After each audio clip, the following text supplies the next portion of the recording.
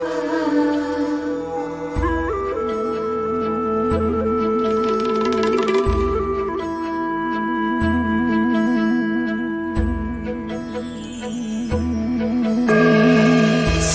कथा,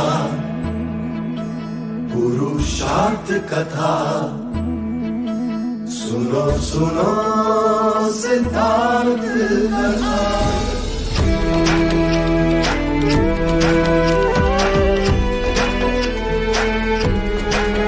संसार में दुख का कारण क्या,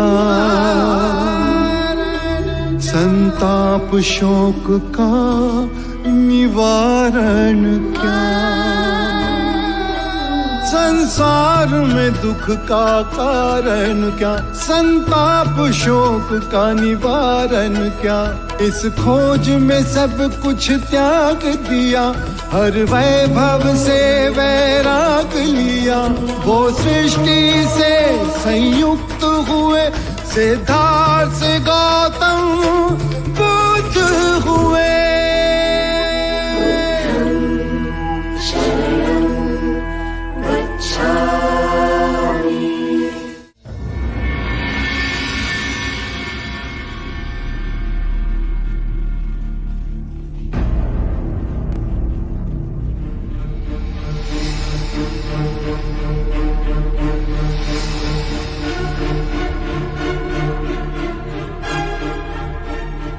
मगध के बलवान सैनिक आत्मसमर्पण कर रहे हैं।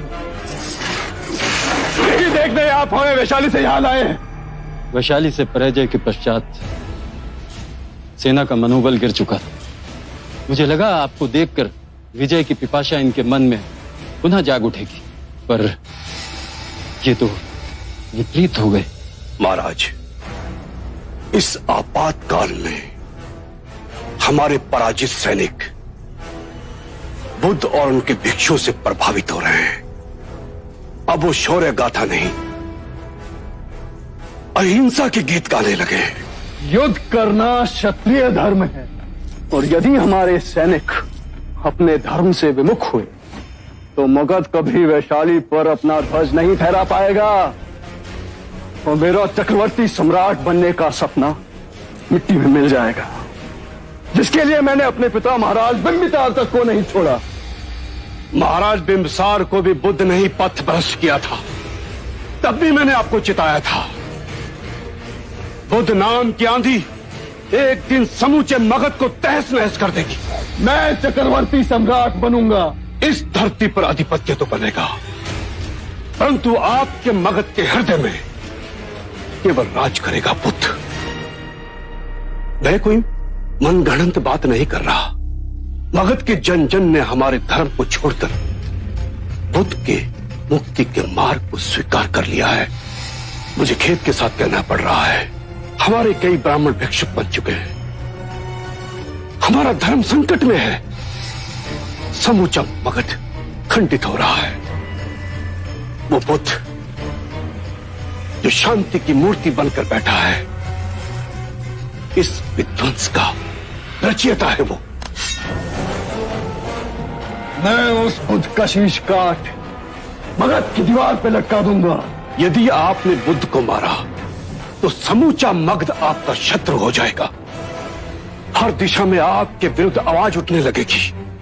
मगध के छोटे छोटे राज्य आपके विरुद्ध सर उठाने लगेंगे, और चक्रवर्ती सम्राट बनने का सपना आपका सदा सदा के लिए चूर हो जाएगा। चाहे जो भी हो जाए, पर बुद्ध को मैं ही मारूंगा। नहीं महाराज, यदि आप ऐसा करेंगे तो यह आपकी बहुत बड़ी भूल होगी। वो बुद्ध लोगों की आंखों के सामने भगवान बन जाएगा, और आप एक राक्षस। मैं अजात शत्रु एक सन्यासी से हार जाऊं, मुझे मार नहीं सकता।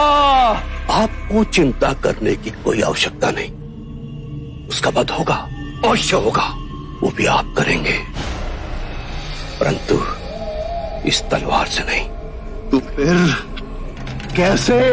जिस जनता की आंखों में वो भगवान बन गया है, उसी जनता की आंखों से गिराकर उस बुद्ध पे कलंक की ऐसी कालिक पोती है कि वो जंगल चला जाए, फिर कभी वापस लौट कर ना आए। ऐसे में सांप भी मर जाएगा और लाठी भी नहीं टूटेगी। ये विरोध की आग तो हम आज ही लगा सकते हैं। नहीं, यदि एक भी उंगली हमारी ओर उठी तो मगध की जनता हमें क्षमा नहीं करेगी। अच्छा होगा बुद्ध के संघ के भीतर हमारा ही कोई व्यक्ति इस कार्य को करे। घर का भेदी घर को आग लगाता है, और ऐसा एक व्यक्ति है जिसने इस कार्य को अपने जीवन का ध्येय बना लिया है। बुद्ध का अपना भाई देवदत्त।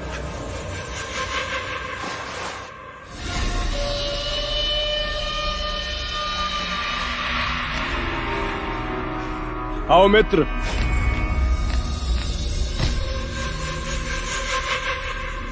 जो अपने वचन से पलट जाए मैं उसे अपना मित्र नहीं मानता। यदि मेरी याद आई है तो इसमें भी अवश्य ही तुम्हारा कोई निहित स्वार्थ होगा। क्षमा करना मित्र, तुम्हें दिया वचन मैं पूरा न कर सका। अंतिम बार जब हम मिले थे तो वैशाली पर विजय पताका फहराने का मेरा भूत सर पे सवार था। भूत तुम्हारे सर पे सवार था और उसका मूल्य चुकाया मैंने। कपिलवस्तु का सिंहासन सदा के लिए मुझसे छीन गया।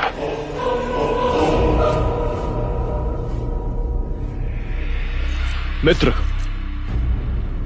जैसे ही मगध की सेना वैशाली से पराजय के दुख से उभरेगी, हम कपिलवस्तु का राज सिंहासन दिलाने तुम्हें अवश्य आएंगे। कोई आवश्यकता नहीं, अब इसकी कोई आवश्यकता नहीं है। जो अपने वचन से पलट जाए देवदत्त उससे दोबारा सहायता कभी नहीं देता। सहायता लोगे नहीं तो सहायता दोगे तो, और वो भी तब जब हम दोनों का शत्रु एक ही है, गौतम बुद्ध। राजनीतिक विवशताओं के कारण मैं उसे मार नहीं सकता। यदि किसी ने सिद्धार्थ को हाथ भी लगाया तो उससे प्रतिशोध मैं लूंगा। मेरे जीवन का केवल एक ही लक्ष्य है,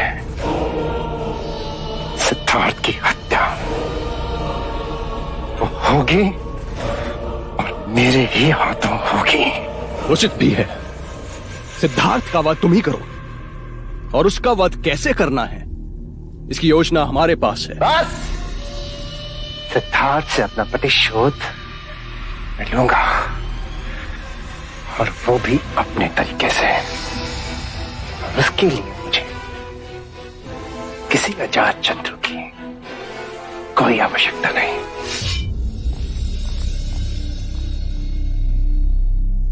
महाराज, इस देवदत्त को तो हम अपना मोहरा बनाकर खेलना चाहते थे।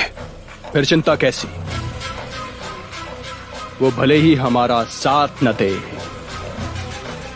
पर कार्य तो हमारा ही करेगा। यशोधरा, यशो,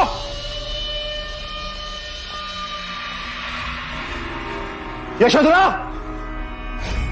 यशो, यशो,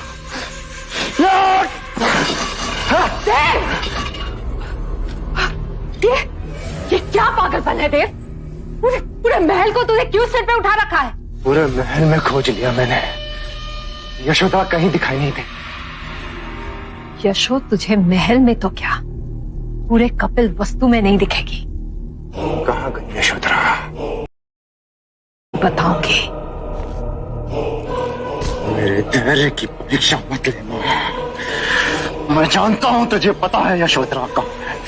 बताएगा मुझे? हाँ, मैं जानती हूँ और मैं तुझ जैसे पापी को कभी भी नहीं बताऊंगी। माँ!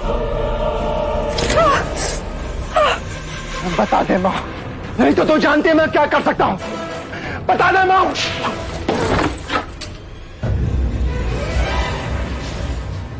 ये क्या कर रहे हैं आप? वही जो तेरे बचपन में करना चाहिए था। तेरी उद्दंडता इतनी बढ़ गई कि तूने अपनी माँ पे हाथ उठाया। उठाना पड़ा, उठाना पड़ा। जानते हुए भी ये बता नहीं रही है कि यशोधरा कहाँ है। तू जानती नहीं माँ, यशोधरा के लिए मैं पूरे कपिल वस्तु को जला के खाक कर सकता हूँ। खाक!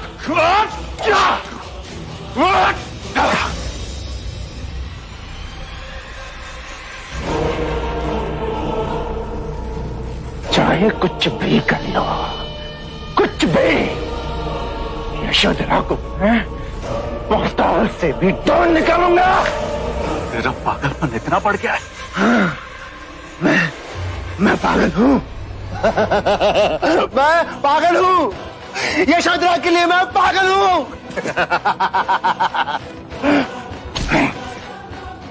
आखिरी बार कह रहा हूँ, आखिरी बार ध्यान से सुनो। यशोधरा को मुझसे कोई नहीं छीन सकता, कोई नहीं छुपा सकता। और सिद्धार्थ को मुझसे कोई नहीं बचा सकता, कोई नहीं।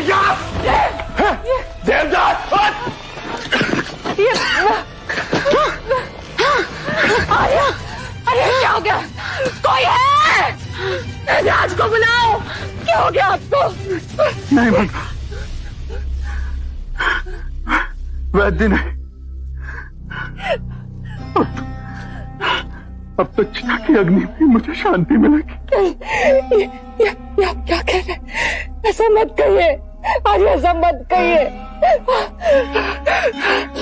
जीवन जीने का क्या अर्थ? मतलब चाहे पुत्र अपने माता पिता पे हाथ उठा, हमसे अधिक और कोई दुर्भाग्यशाली नहीं होगा मंगला।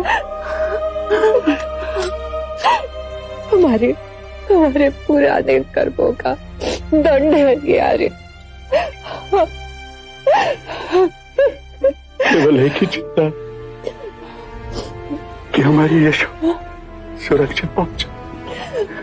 हाँ आर्य, चिंता ना करें, यशो सुरक्षित पहुंचेगी। प्रजापति के अच्छे कर्मों के कारण, उसकी करुणा के कारण हमारी यशो सुरक्षित पहुंचेगी। आप चिंता ना करें, आप बस ठीक हो जाइए।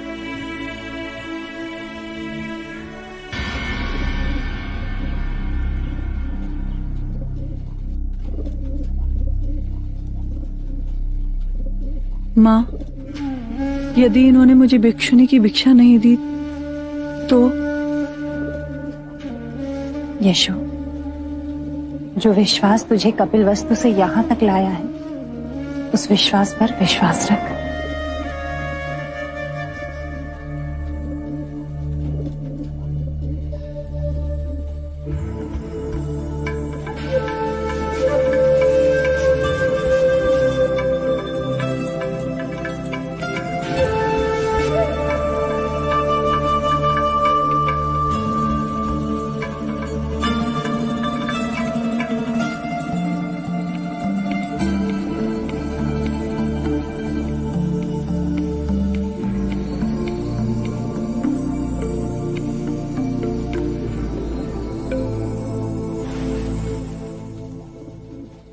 अपने अश्रु पहुंच लो यशोधरा।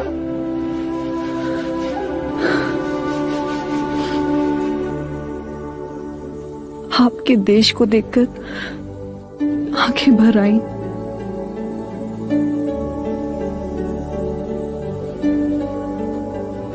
ये पुष्प स्वीकार कीजिए।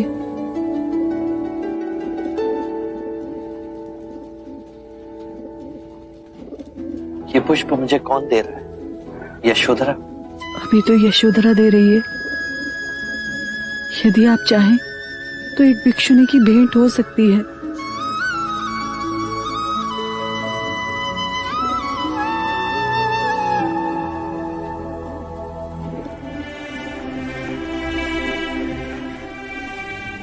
मुझे आपसे दीक्षा लेनी है। दीक्षा ले तुम्हें परम शांति तभी उपलब्ध होगी जब तुम भूतकाल से विमुख होगी, सिद्धार्थ से विरक्त होगी। यहाँ तुम्हें सिद्धार्थ नहीं मिलेगा। जिसके दर्शन पा मन को शांति मिले उसे भगवान कहते हैं, और जिस पावन स्थान पर जाकर शीश स्वयं झुक जाए उसे तीर्थ स्थान कहते हैं,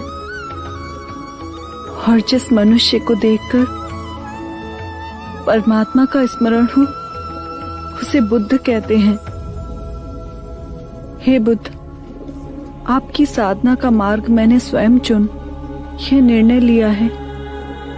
भूतकाल स्वप्न था, मेरा यथार्थ आज है, ये क्षण है।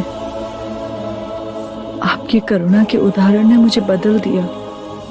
करुणा के द्वारा ही किसी भी जीव की पीड़ा समझी जा सकती है, उसके दुखों को दूर किया जा सकता है। तुम्हारे विचार उत्तम है। विचार जब तक कर्म न बने उनका कोई अर्थ नहीं है।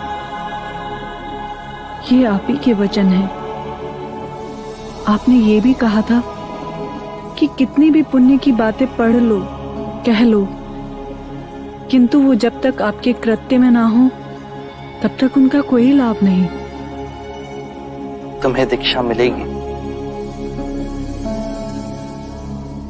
एक अंतिम इच्छा है, यदि आप पूर्ण करें तो मुझे दीक्षा आप दें। आप इन्हें दीक्षा के लिए तैयार करें, मैं स्वयं इन्हें दीक्षा दूंगा।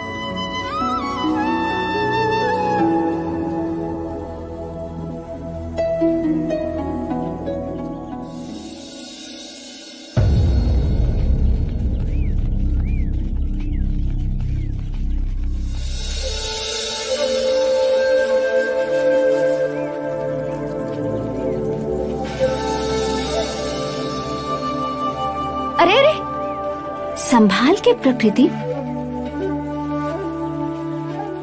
तो वो वही भिक्षु है ना जिसे देखने के लिए तो यहाँ इतनी दूर तक पानी भरने आती है। पर प्रकृति, उस भिक्षु के प्रेम ने देख तेरी क्या हालत कर दी है। वो कोई साधारण भिक्षु नहीं, उनका नाम आनंद है। प्रकृति, तेरे आनंद यहीं आ रहे हैं। कृपया मुझे पानी पिलाएंगी? जी।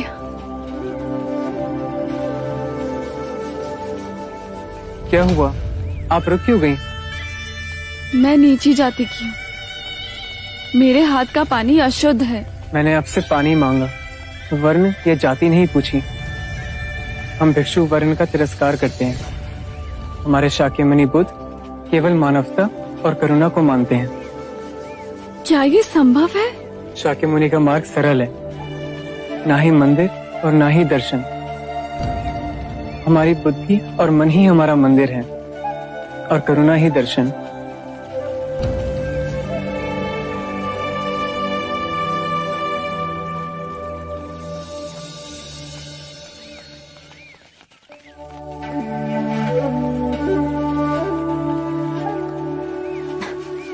अरे बस खड़ी रह के निहारती रहेगी या जाके उससे बात भी करेगी? पर क्या बात करूं?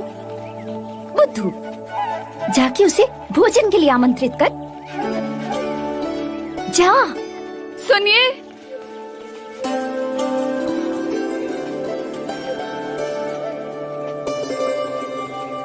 यदि आप वर्ण नहीं मानते तो क्या आप मेरे घर भोजन करने आएंगे?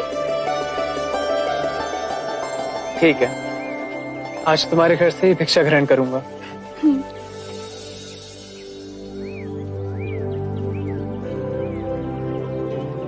दाल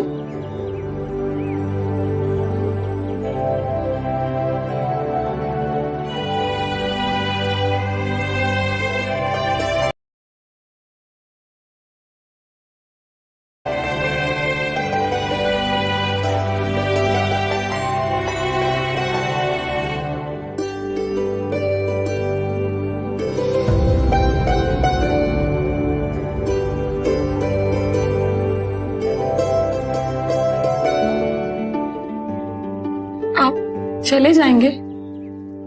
हाँ। आपने मुक्ति के बारे में कहा, प्रेम के बारे में क्या कहेंगे? सब जीव परस्पर एक दूसरे से जुड़े हैं। भेदभाव प्रकृति ने नहीं, मानव ने बनाए हैं। प्रेम ही वो नदी है जो एक व्यक्ति से दूसरे व्यक्ति तक बहती है और उन्हें जोड़ती है।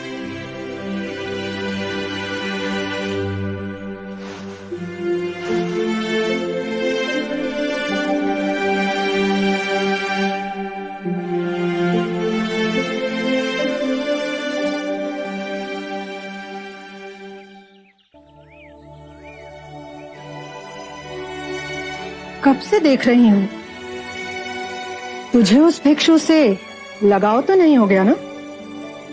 माँ, तुम्हें मेरे विवाह की बहुत चिंता रहती है ना? मैंने अपना वर चुन लिया है। मैं आनंद से ही विवाह करूंगी। बावरी हो गई है तू। वो भिक्षु है, उसने संसार त्याग दिया है। तो क्या हुआ? पुनः सांसारिक हो जाएंगे। ऐसा नहीं होता। तुम चाहो तो ऐसा हो सकता है माँ, ये संभव है। तुम जादू तो ना जानती हो ना? ऐसा कोई मंत्र फेरो कि वो मेरा हो जाए। ऐसा ना कर सको तो मेरा मरा मुंह देखो। प्रकृति, ये तो क्या कह रही है? ठीक है, तू ऐसा कर, उसे एक बार भोजन पे फिर बुला। मैं वशीकरण के दाने बना दूंगी, उसके भोजन में मिलाकर उसे खिला देना, और फिर जो मैं कहूं वही करना। और फिर देखना, बुद्ध का वो भिक्षु सदा के लिए तेरा हो जाएगा। या भगवती भिक्षाम देहि।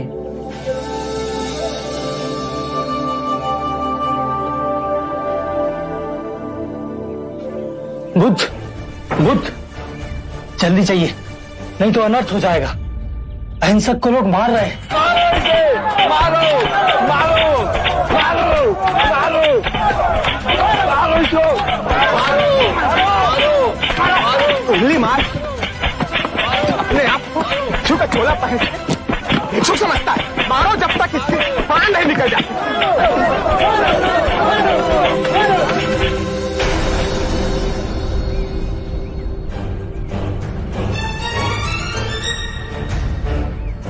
बुद्ध, क्यों इस हत्यारे अंगुलीमाल की रक्षा कर रहे हो?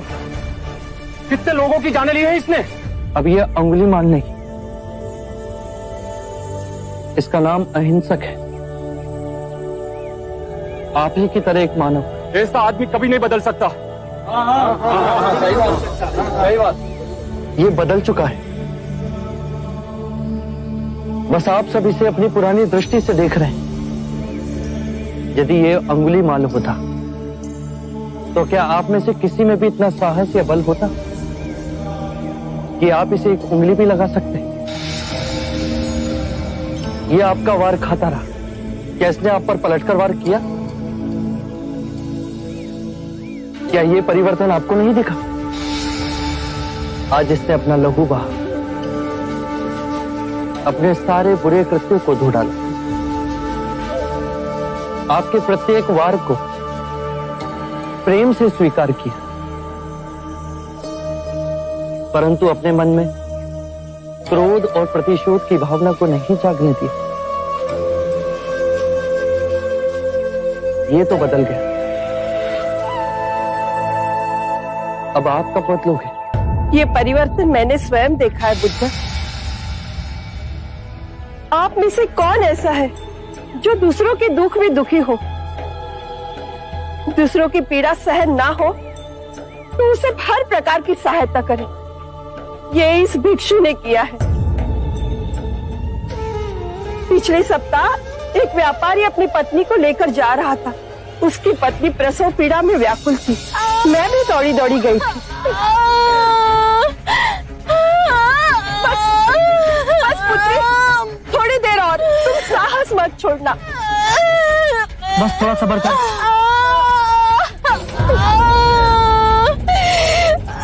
ये कैसी चित्त?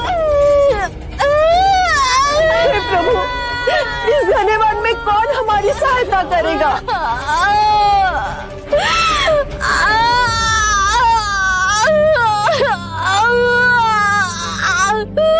क्या हुआ बहन? इस स्त्री को प्रसव पीड़ा उठी है और इस घने वन में हम कुछ भी नहीं कर पा रहे। कब तक ये कष्ट भोगेगी? कहीं इसके और इसके बच्चे के प्राण न चले जाए। ऐसा नहीं होगा, मैं स्वयं अपने गुरु के पास जाऊंगा, वो अवश्य मार्ग बताएंगे। शीघ्र ही आइए। व्यतीत हो अहिंसक मेरे समक्ष आए और मेरे पैरों में गिरकर रोने लगा। शक्य मुनि, एक स्त्री गहन प्रसव पीड़ा में, उन्हें कुछ हो गया तो आप ही कुछ ऐसा मार्ग बताइए जिससे मैं उन दोनों की रक्षा कर सकूं। दौड़ के जाओ और उससे कहो, बहन, जिस दिन से मेरा जन्म हुआ है मैंने जानबूझकर किसी भी प्राणी को कष्ट नहीं पहुंचाया, हानि नहीं पहुंचाई। मेरे सत्कर्म तुम्हारा सुरक्षा कवच बने, आपकी और आपके शिशु की रक्षा करें। ये तो झूठ होगा प्रभु। सत्य तो ये है कि मैंने आज तक बहुत से प्राणियों को कष्ट पहुंचाया है। अगर मैंने ऐसा कहा तो वो माता और शिशु तुरंत ही प्राण त्याग देंगे। तो तुरंत जाओ और स्त्री से कहो कि जिस दिन से मेरा धर्म में पुनर्जन्म हुआ है उस दिन से मैंने किसी भी प्राणी को कष्ट नहीं पहुंचाया, हानि नहीं पहुंचाई। मेरे सत्कर्म आपका सुरक्षा कवच बने और आपकी और आपके शिशु की रक्षा करें। मेरे निम्न सत्कर्म उन्हें बचा लेंगे।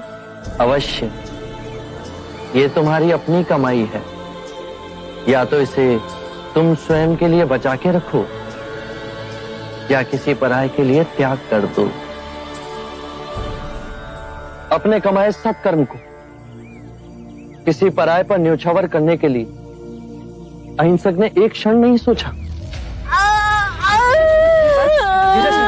धीरज, हे भगवान, सहायता कर हमारी। थोड़ी देर और बच्चा। बस पुत्री। बहन, जिस क्षण से मैं भिक्षु बना उसके पश्चात मैंने कोई ऐसे कर्म नहीं किए जिससे कोई प्राणी को हानि पहुंचे या कोई कष्ट पहुंचे। मेरे सत्कर्म आपके लिए सुरक्षा कवच बने, आप दोनों की रक्षा करें।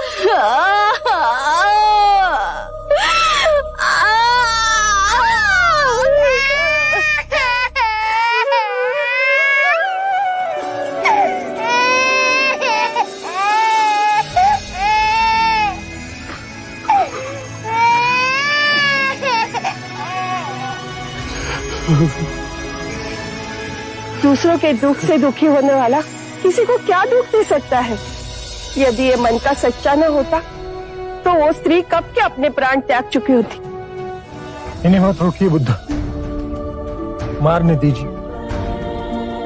तब तक मारने दीजिए जब तक कि इनके मन का क्रोध शांत न हो जाए। कर्म और गुणों के भंडार हो तुम। आज तुमने अपने नाम अहिंसक को पूर्ण रूप से जिया है। बुद्ध सत्य कह रहे हैं। अहिंसक बदल चुका है। हम सब गलत थे, हमें क्षमा कर दीजिए।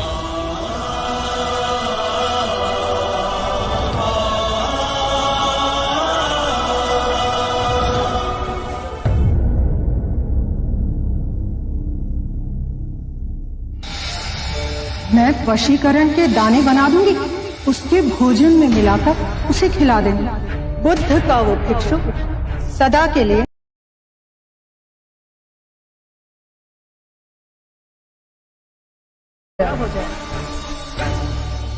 दाल बहुत स्वादिष्ट बनी है ना? और लीजिए। अब आप इसे अपना ही घर समझिए। प्रकृति को बहुत अच्छा लगेगा। और वैसे भी उसका मन तो पूरा दिन आपके पास ही होता है।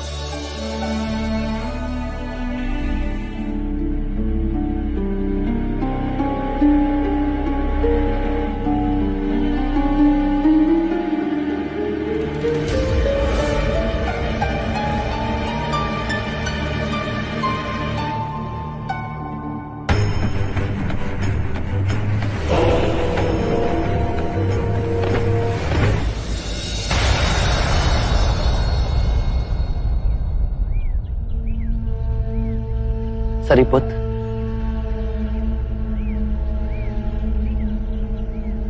आज भोजन के लिए आनंद प्रकृति के घर गया था, अभी तक लौटा नहीं। नहीं आया, मैं स्वयं जाके देखता हूं।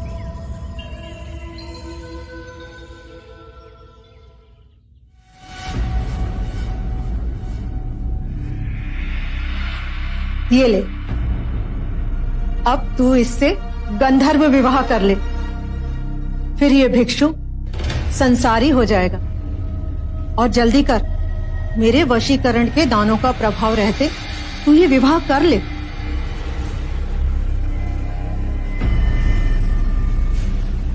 क्या सोच रही है तू? माँ, हम कुछ गलत तो नहीं कर रहे ना?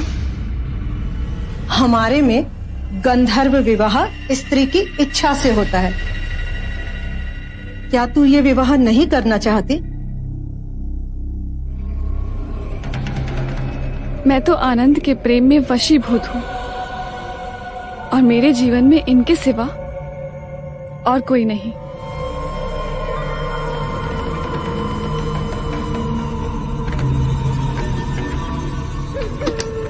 मन तो दे ही दिया है, अब मेरे तन पर भी केवल आपका अधिकार है।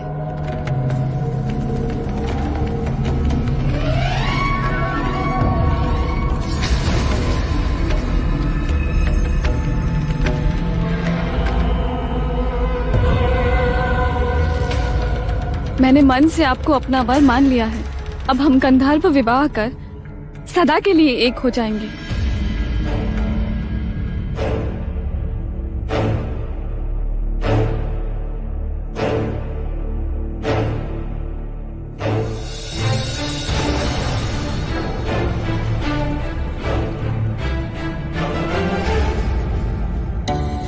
क्षणभंगुर सुख हमारी संपदा को लूट लेता है।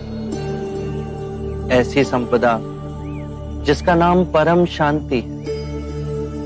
एक बार ऐसे सुख का लालच मात्र भी हमारे मन में आया तो ये जड़ पकड़ लेता है। फिर हम दुख और सुख की नदी में तिनके की तरह बहने लगते हैं। यदि ऐसा क्षण आए तो क्या करना चाहिए बुद्ध? ऐसे समय में केवल अपनी सांसों पे ध्यान धरो। धीरे धीरे अपनी सांस अंदर लो, शांति से भर जाओ और फिर धीरे धीरे अपनी सांसों को छोड़ो परम शांति से।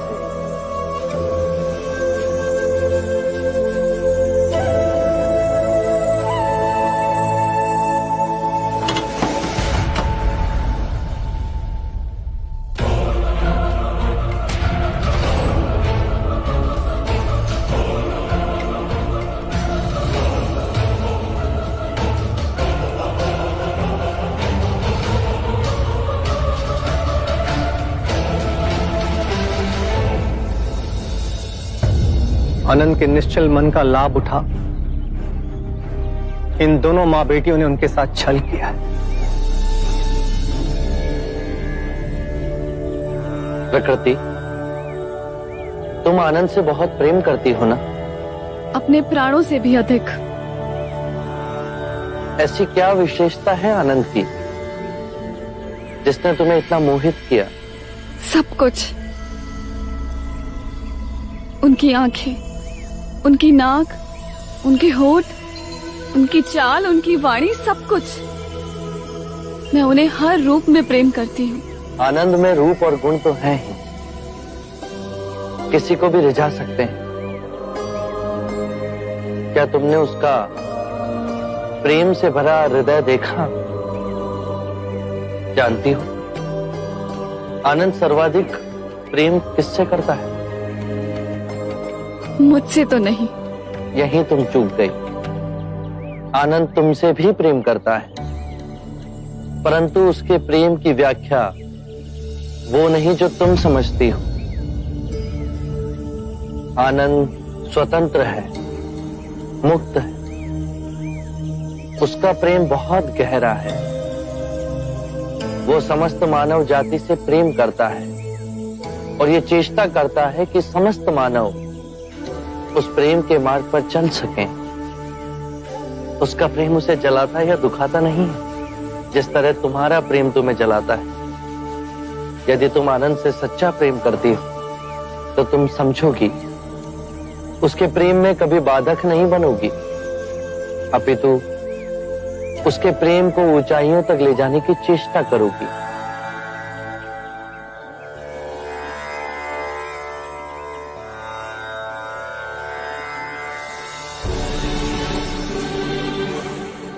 मेरा प्रेम स्वार्थी था। आनंद को अपने आप से बांधना चाहता था। क्या मैं भी भिक्षु आनंद की तरह प्रेम कर सकती हूँ? क्या आप मुझे सिखाएंगे ऐसा प्रेम जो निस्वार्थ हो, आनंद के मेघ की तरह सब पे बरसे? बुद्ध की शरण का आंचल इतना बड़ा है जिसमें मुझ जैसे गिरे लोग भी समा सकते हैं। मुझे क्षमा करें, अब से मैं भी मुक्ति के मार्ग पर चलूंगी।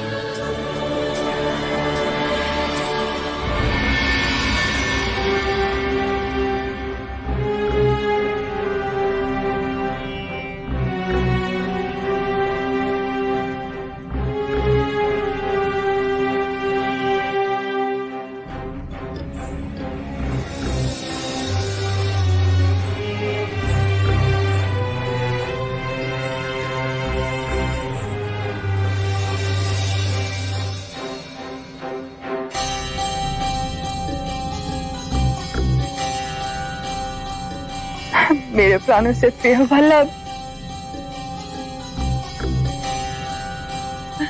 देखो आम्रपाली, तुम्हारा वल्लभ आया है।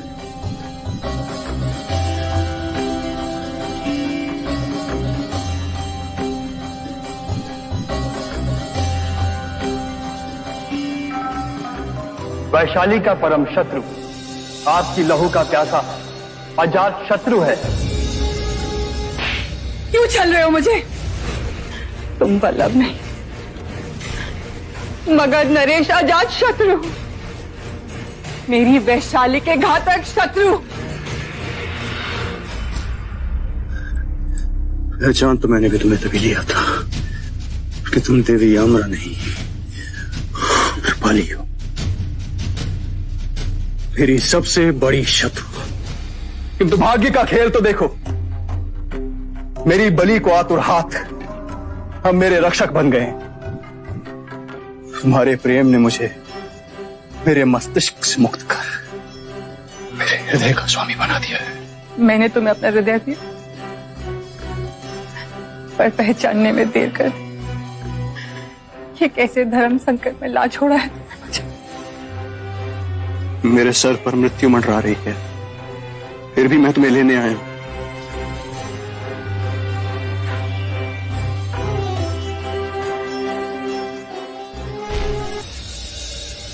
मैं महान योद्धा मगध नरेश अजात शत्रु तुमसे अपने प्रेम की भीख मांग रहा।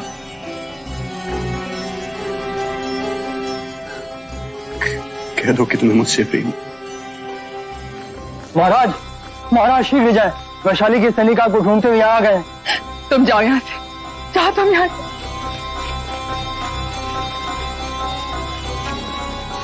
जाए महाराज, शीघ्र करें। हाँ, कह दो कि तुम्हें मुझसे प्रेम नहीं। जाओ यहाँ से तुम, इससे पहले कि कोई तुम्हें देख ले।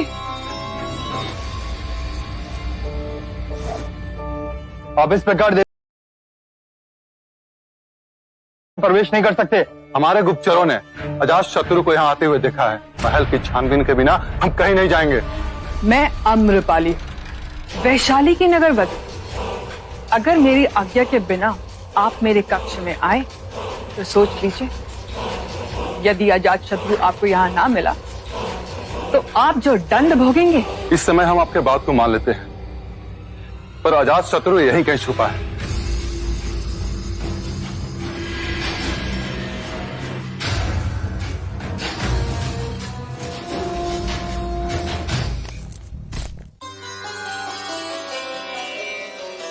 आम्रा, मैं जानता था तुम मुझसे प्रेम करती। मैं अपनी वैशाली से भी प्रेम करती हूँ। जो मगध तुम्हें देगा वैशाली कभी नहीं दे सकती। मगध की महारानी से बढ़कर वैशाली की नगरवधु नहीं। चलो मेरे साथ। मगध के लोग मुझे महारानी बुलाएंगे और वैशाली के देशद्रोही। जिसने भी तुम्हें देशद्रोही बुलाया वो जीवित नहीं बचेगा। समस्त वैशाली को आग लगा दूंगा मैं। आम्रपाली, चलो मेरे साथ, इससे पहले कि वैशाली के सैनिक मेरे अश्व को खोज लें। चलो मेरे साथ। मैं तुम्हारे साथ इस समय नहीं चल सकती, मुझे समय चाहिए। मैं मगध में तुम्हारे उत्तर की प्रतीक्षा करूंगा।